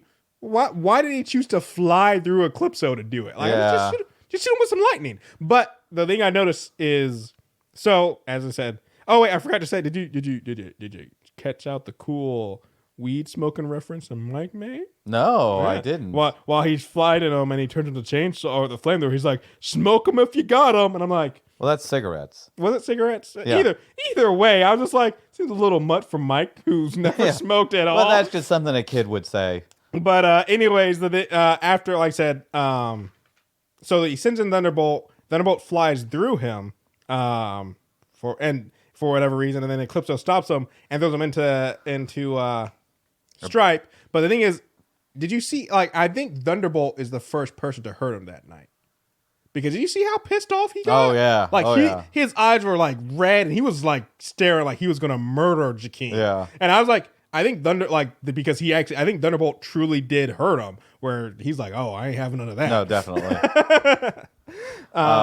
So Our Man shows up with no powers or non-Our Man. I thought it was gonna turn out that he has the powers. Yeah, I was kind of thinking, but but he gets his ass handed to him. And then Grundy shows up. Oh, no. Grundy he doesn't fight Eclipso at all. Oh, I thought he did. He does after Grundy. Oh, that's right. You're right. You're right. And yeah, Grundy shows up. Pretty cool scene. And the only thing I thought, and later on, what is it? the shade says my exact thought process is when Grundy dies and Rick gets all pissed off. I'm like, I want to be like, Rick, stop. He's gonna come back. I was like, you need to read up on your Solomon Grundy lore because don't worry about it. like he's fine. He's done this like 500 times. He's fine. That's his whole thing. You can't kill him. Solomon Grundy always comes back. That's what makes him one of the most intimidating villains. Is no matter what you do, he's coming back. Yeah. So it's like, calm down, Rick.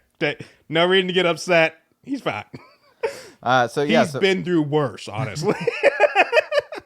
So finally we get the standoff of Courtney versus Eclipso, and he gets her to say that she hates him. But the way he which gets I feel him is to not say hard. That, yeah, but the way she gets him to say that, and that's like, I get, I don't know. You watched it. Like they kept adding in the sound effects of Pat's bones being broken, but if you look in the scene, Eclipse is just holding his arm up. It's not like behind his back or anything. He's just holding his arm up. So I'm just like, how is he hurting Pat? He's just holding Pat's arm up. Like, it was a very bad shot. See, like, they could have just easily had him twist his arm behind his back or maybe twist it around, but it's not even twisted around. Or it's just, he's just holding his arm up. And I'm just like, what? Yep. But yeah, Courtney admits that, or says that she hates him, which if that's all you got to do that seems way take too over easy. Somebody, like, I don't know. It's not that hard to get someone to hate you. Like, but scream it with rage, I guess. But the one thing that kind of made me realize, and once again, Courtney's the exception, but Eclipso is way more powerful. Yeah. Without possessing somebody. Yeah. Like, I get why he wanted Courtney because he needed the staff, because apparently that's a revelation we get. Is the staff is like godly power or something. Has the power of creation of all that stuff. But still, so I get why he needed to possess Courtney. But besides Courtney, why the hell did Eclipso ever possess anybody? Yeah. Because this makes no sense. He's way more powerful without it. Well, I don't think he had a choice when he was in the diamond. I guess, yeah. So we get a brief scene where we find out that the Shade is alive. Yep. And he's I like. being the Shade, which is awesome. It seems like he's going to be in the next season as well. He's going to be in it, which There's is going to be so many people in the next season. It's going to be crazy. Yeah. But then we get Beth's parents asking the right questions. Mm-hmm. Who is this man? And why are y'all dressed the same? Yeah. Yeah. And we need to call the police. So this whole the Beth scene, I wrote down something is like I said, where did they get their outfits from? Because if you remember when they showed up, they were not carrying any bags with them or anything.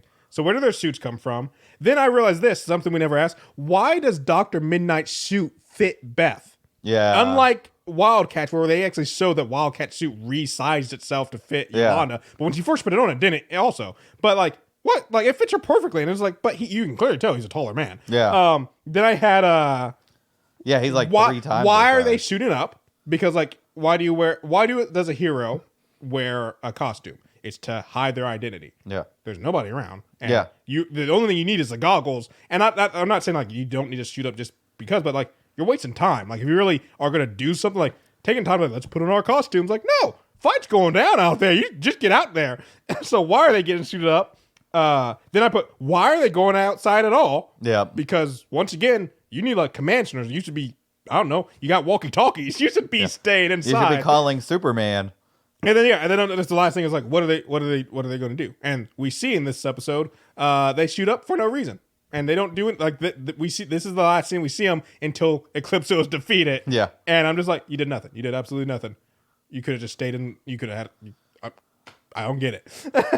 But yeah, Beth's parents did ask the right questions, and I was glad for. And then we get the final square off between Courtney, Cindy, and evil Courtney, we should say, Cindy and Yolanda. And before they fight, Yolanda that thing is, Cindy didn't even agree to it, but Yolanda says we're not killing Courtney. But Cindy very much was like, we should kill Courtney. And so when they arrest evil Courtney, Cindy or Yolanda grabs the staff, and Cindy grabs Courtney from behind. And the whole time I'm like, I mean, I know why she's not, because Courtney's the main character and stuff. But I'm like, Cindy's whole plan was to kill Courtney. Yeah, just kill her. Yeah, and the way you guys set it up, Yolanda's holding the staff. You got her in a bear hug, just quick blade in the neck. Yep. I was just like, why did Cindy not kill Courtney? Little Colombian necktie. I was just you know, like why the hell did Cindy not kill Courtney? okay, so Starman, I feel like Starman steals the thunder of like they wouldn't have won if Starman hadn't shown up. Yes and kind no. of thing. So I'll be honest, the ending scene here is a little lackluster for me.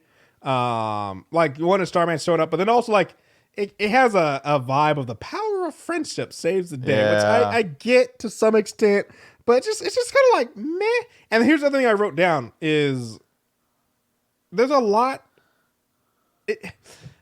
This Eclipse was defeated halfway through the finale. There's still a 20 minutes episode after he's defeated, and I feel like they really wasted the opportunity. Yeah, because one thing, like I said, one is I realize with Eclipse, like I don't know who the villain of season 3 is going to be, but it's one of the things of like watching, talking about the MCU. Well, we know who the villain of the next season is going to be. It's going to be the Skull Guy. Skull Guy's not a villain. Oh. Skull Guy's not a villain. I thought he was a villain. No, he is. So if you read his thing, the Helix Institute, I thought they were villains. Not the Helix Institute doesn't exist, but they could be changing his story. But that if you read Story's thing, is he starts out as a low tier villain for I think the Flash, but is actually reformed and he heads up basically Shield in the DC universe. Like he hunts. So I think he's coming in as because how he talks about heroes and villains living side by side. That would be interesting. He's basically in charge of regulating all heroes. So I think it's kind of gonna open up a bigger picture, and maybe connect more heroes in.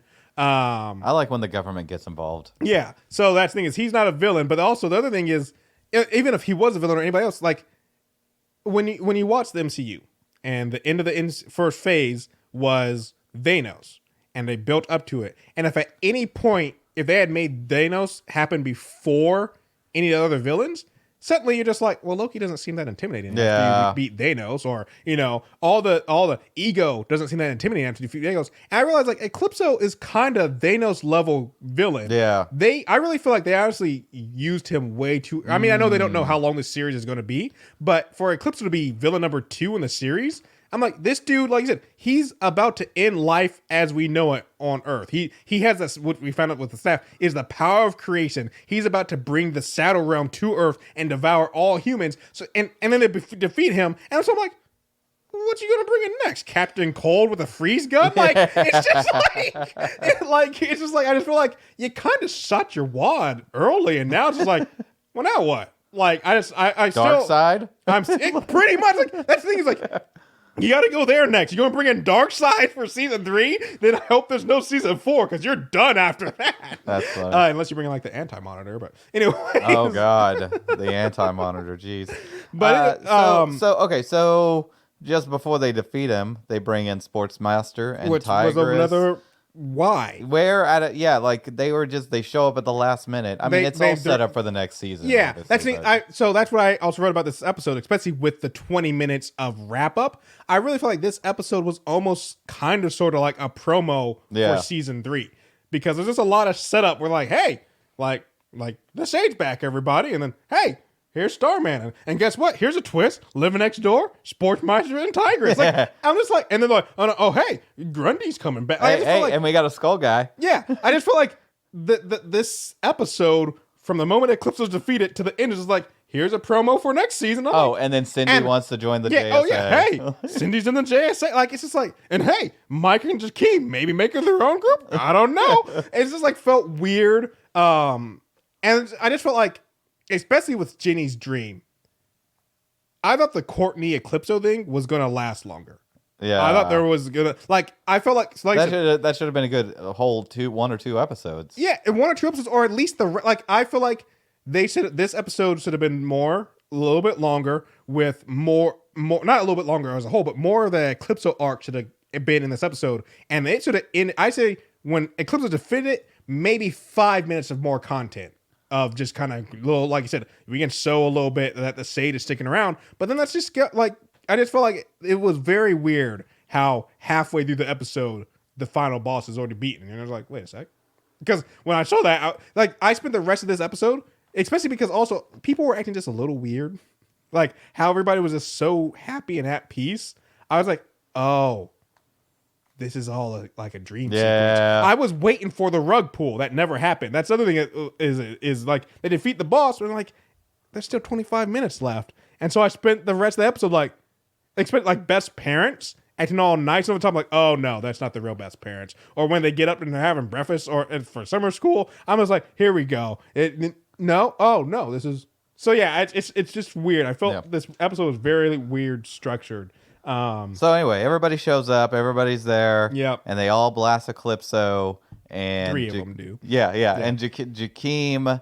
Well, one of them hits it with a baseball because that's going to do something, you know. Right, yeah. And 3 Jakeem darts. wishes to make this guy toast. Yep. And they literally make him toast. Mm-hmm. And then Jakeem goes up and touches it. Yeah, I know. I was like, do not touch that. I'm like, no. Yeah. And no. then and I'm like, are you going to eat that? Like, Yeah, I thought he was going to eat it. The other thing I was going to say is I was like, what do we do with it? I'm like, what you do with it is you put it in a safe box, and then you dip that safe box in like some molten metal and let that metal harden, and then you drive out to the middle of the Pacific Ocean or any ocean, and you bury that as all from their past track record of dealing with anything, superpowered items. Pat and Courtney should be nowhere near allowed that piece of bread. Give it to the shade. But Pat and Courtney will just chuck it in the closet or something. They should be nowhere near. They do not get to talk about the bread. They do not get to see where anybody else does with the bread. I don't want them anywhere near that piece of bread because their track record of superpowered items is terrible. No, I like where you're going. You put it in a box. And then you put that box in a block of molten titanium or something. Mm-hmm. You don't throw it in the ocean. Yeah. You call up Superman. Yeah. And he'd be like, "Can you go put this on like Venus?" Exactly. Or not Venus because it would corrode, but I don't know, Uranus or Jupiter. Just get it out of here. Get it. Yeah. Yeah. Exactly. Take it somewhere. Nobody's gonna find it for millions of years. I don't know what they did do with it, but. Like I said, when they're like, "What do we do with it?" I was like, "You get it away from Pat. That's what you do for sure. You get it away from Pat. You feed it to the dog, and then the dog becomes evil Eclipso." If it was up to Pat, he'd probably put it on the kitchen counter, and the dog would eat it or something. He's gonna butter it up absentmindedly. Yeah, Pat's gonna have it for breakfast the next morning. All right. So we won't spend too much time because we did go over kind of the post log. Yeah. So just the major stories that are probably going to be in the next season are going to be Starman training Stargirl, which we never find out why he's alive. Which maybe they'll answer that. That's what was annoying. In the next is season. I put down a wasted Starman scene, especially with 20 minutes left. Is they say that like Pat and Courtney have a little chit chat about the events, and then he's all like, "Yeah, Starman, I thought he was dead," and he's like, "No, he's not." Like, well, he'll tell us. He said he'd tell us about that, and then Starman comes down and says he'll train her, and then they just cut to the next scene, and the episode ends. I'm like, no, you can give us that information. You demand that information. Give us that information in this season, but no, we got to wait to season 3 for the big reveal. Did you see the Black Mountain? Yeah. I don't know. We had Rick, Burr, and Grundy, meaning he's coming back. Shade said he's going to be here, like I said, which I like. Cindy wants to join the JSA. Icicle grandparents go and confront him about his powers. Yep. The parents of Beth are like going to be super helicopter parents now. And I gotta jump in on them. You can't just class on them because my thing is this: like, I mean, not to bring my own personal experience into it, but I am a child of divorce. And I'm sorry. I feel like this big event happened. Something like, well, we're all good now. It's like, no. You guys never addressed your problem. And you're also kind of putting everything on Beth now. Like, you're circling everything on Beth. I'm like, I give it a year before they're getting divorced. Yeah. Like, they're right now, because they just went a life and death experience and also found out their daughter's a superhero. They're all like, all gun ho. But I'm like, you guys haven't changed anything. You guys haven't worked out anything. You guys haven't figured out anything. I'm like, Beth, your parents are still getting divorced. Like, I give them a year. And of course, we have the Skull Guy, which I can't remember the character's name. It's Mr. Bones. Mr. Bones, voiced by Keith David. Yeah, I was like, yeah. There's no Dennis Haysbert, but I'll take me some Keith David any day of the week. I gotta be 100% honest. When I first heard his voice, I was like, "Was that Dennis Haysbert?" And then I looked it up. I was like, Keith Davis. Well, like I said, it's a fine substitute. But I did for a second, like, did they? Because they got the Haysbert. But yeah, next season. I was going to say the last thing, and I have so many questions about it.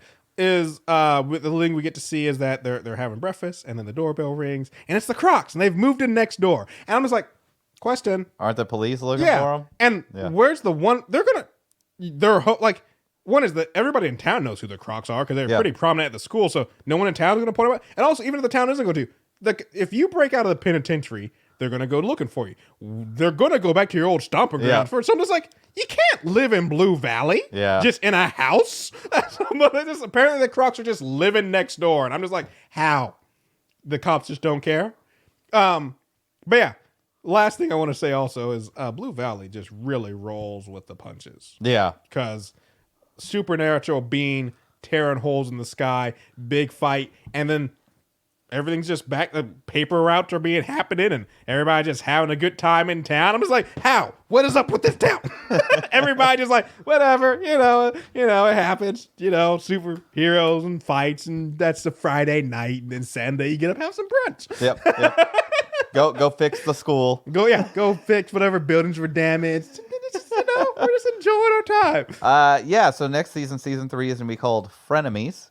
Oh, I didn't even know that. Yeah. Okay, frenemies. So it's obviously going to be a lot of the Crocs living next door. I mean, that's one thing I one of the news that I brought up was that the Crocs that they're for season 3 had been elevated up to main cast from reoccurring. So I knew they were going to be in it, but didn't know anything about Joe McHale or the guy who played the Shade. And like I said, the Mr. Bones did say at the end, he's like, heroes and villains living side by side. This would be an interesting experiment. So yeah, I think that is something that's going to be focused on a little bit. I mean, we know Cameron. I feel like it's going to be like a 1990s sitcom, like TGI Friday sitcom. I'm interested to see what we're going to do with the Thunderbolt. That's interesting. And also Mike, so Dr. Midnight goes out to see his wife, and I just feel like, brought this up a couple times, and not that he would train her in fighting, but I just feel like maybe stick around and get Beth a little bit more. He could still come back around. Yeah, and I guess he's only a few hours away. You can give her a call through the goggles, probably. I don't know. Oh, there you go. Yeah. So I guess you stay in touch. But yeah, it'll be interesting. I'm wondering what's going to happen with Rick. I mean, no hourglass. Well, I assume. He's got the blueprints. I'm assuming he's going to get it built eventually. Yeah, eventually. But yeah, it'll be interesting. Yep. Definitely interesting. I like I said, I still feel like they shot too high with having Eclipso in season 2. Should have held off on that for a couple of seasons. Yeah, it's almost like a final season kind of thing. I mean, the power level of the dude, at least, and what he's trying to do is pretty high, where I'm just like, It would have been interesting if they had ended the episode with Stargirl getting taken over by Eclipso. Yes. And then the whole next season would have been dealing with that. That's literally one thing I thought in that last episode is like, because especially I didn't think they were really going to wrap up everything in this episode. I was like, they might be going some direction where this episode might end with, their season might end with Courtney being taken over by Eclipso. And I was like, now you got to see season 3. Thank God, because I did not want any more cliffhangers this year. There were two fucking jeez. Yeah. We got the Lower Decks cliffhanger. Yeah. And yeah. What was the other one that had a cliffhanger?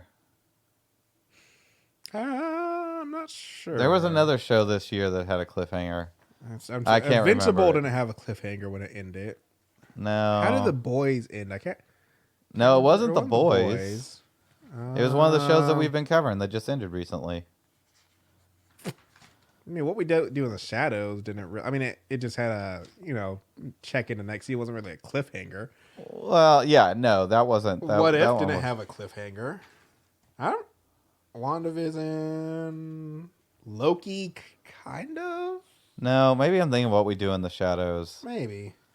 What If? What If kind of wrapped everything up, I mean, all right, I don't know what I'm talking about then. Yeah, Lower Decks had a cliffhanger. Maybe Lower Decks did. Maybe it was another show that I was watching that we weren't cover strongly covering. Yeah. But yeah, good season overall. Definitely looking forward to season 3 and seeing where that goes. And I mean, Robert, next week. Yeah, Doom Patrol season finale. Well, but we only got the one show. We're only going to be covering one show. What is that? And then we're closing down the podcast. We've got nothing else to cover after that. No. We got probably Hawkeye is going to be our next big one. Yeah, we got Hawkeye, a couple other shows, and after Hawkeye, Book of Boba. Yeah, that's going to be interesting. All right. Anyway, lots of good stuff to look forward to. Never a dull moment with television these days. Golden age for sure. You can find us on our website, watchinitpod.com. There you can find links to all the services where you can listen to our fine show or listen to it directly on the website. You can also find links to contact us via our email and on our social media for Twitter and Instagram. Donnell, what else should they do? Well, whatever way you're listening to us, besides listening to us on our website. Yeah, don't listen to us on our website because you can't do any ratings or boost us there. But whatever way you are listening to us, if you can give us some likes, reviews, and just help us keep growing this podcast. We're hoping to just be able to keep doing this. And, like Robert said, there is so much good TV, so much good stuff to cover, and we want to be able to keep doing it. So thanks you guys so much for listening. Bye.